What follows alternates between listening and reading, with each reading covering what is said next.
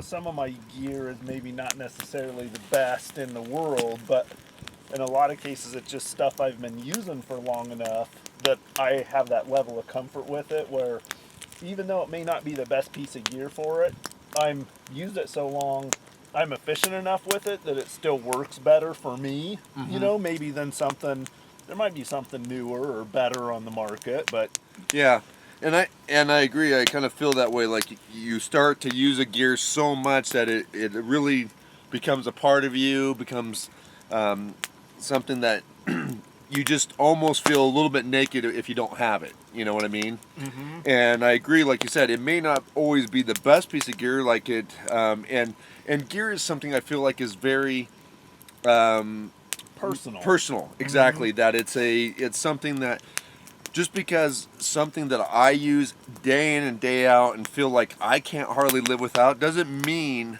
that somebody else is going to have or feel the same way about that gear. And I do feel like to some extent that a lot of people don't give gear a full chance. Like they're like Yeah. they're constantly like, oh, look at that. Almost Yeah. kind of like the squirrel thing, like, ooh, squirrel, like, ooh, new piece of gear, I'm gonna grab that.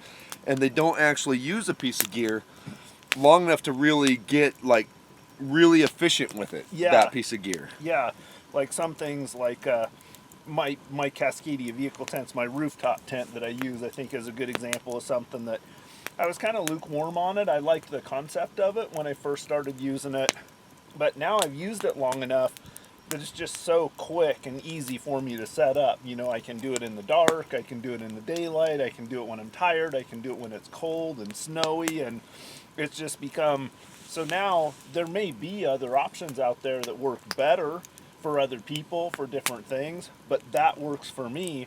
And a lot of why is just because I've used it long enough to learn. Now I know how to make it work for me. Right, and that makes a good point because like for me, I just picked up this Kodiak canvas tent and I don't feel that way about it yet. I'm still kind of fumbling with it a little bit. Like, I'm putting pieces together and then going, oh man, that's not the way it goes together. And then I have to take it apart and put it back because I haven't used it to a point yet. Now I feel like this is a piece of gear that I really like and I'm going to use it a lot. And I know that over time, eventually I'll get there. But if I was to be like, oh, okay, this is cool, but oh wait, look at this tent. I'm going to go grab that tent. Yeah. And then I never really take the time to get efficient with it. Yeah. Then I every time I do go out to use it, there's gonna be that certain amount of fumbling with the gear that I don't personally like. Right. I kind of like, and that's why I don't like changing gear a lot. You do have to give gear somewhat of a chance. Yeah, and that's the thing I think, and for us, I think that process we happen sometimes a lot faster because of the amount of time we spend outside. So we might get a piece of gear and within a month have a really good idea of its limitations and how well it works, but that might be because we went out 3 times in that month. We went out camping, we got 3 trips in that month, whereas if you only get 3 trips in a year, it might be a year for you to go through that cycle. Right. It might take you, but I think the thing, that I see a lot is I see sometimes people don't get past that initial part where they're not very comfortable using the gear yet.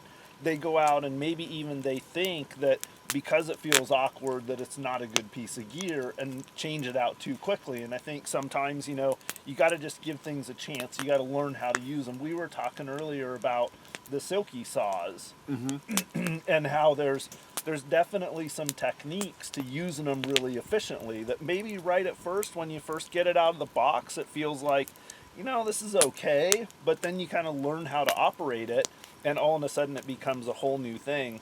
But what I really like is I like things like, and I think your ECS is a great example of this for you, and my chest pack, like this is a piece of gear that for me now, like I almost feel naked if I don't have it. Right. And when it is on, it just works. I know where all my stuff is in it. I don't fumble for things. It's just, I've used it so long that it's just a part of me when I'm out here. Yeah. And that, like, for me, it's like, yeah, that is exactly how I feel about my ECS. I don't expect, obviously I sell the ECS and I want to market the ECS and it's always excites me when people want to buy it. But at the same time, we just talked about gear being very personal. I don't expect that people everyone will feel the exact same way about the ECS as I feel about the ECS. Yeah. I use the ECS almost 3 to 5 times a week. I am very used to my ECS, and if I come out on a situation like this where we're out camping and stuff like that, and I get up, I take the ECS obviously off to go to bed, but when I get up, it's very apparent to me right away that I do not have it on, Yeah. because I start reaching for something that should be in Yeah, it, and yeah. I'm like, oh, wait a minute, Yeah. my ECS isn't on, and so Yeah. if, like, very quickly, I'm putting it on, Yeah. because I'm not finding the stuff that I'm used to just naturally. I reach for Yeah. it, and I'm like, oh, wait a minute, my ECS isn't on. I know if my gloves aren't on my hands, they're right here in the top of my Hill People Gear chest pack. You Right. know, and I know that I've got a lighter and a fire steel and a packet of Starbucks Via and, a little bit of cord and my compass, and I know, right where all those things are at. But another thing I think is really important about having that level of comfort with your gear is, like, when conditions are fine and everything's going well and you have time, it's not that big of a deal. But where that really comes in as a huge asset is when stuff goes wrong, when you get caught in that snowstorm or you don't have a lot of time, and now all of a sudden you're trying to get your camp set up really quick before the snow piles in. That's where that, knowing how to set your tent up, knowing right where all of your different pieces of gear are and everything in your system, that's when, to me, it really pays off. And Right. And for us, you brought up something just a little bit earlier, is a lot of time we do show up and we may have a very short time before it's dark, or it is dark when we do get here.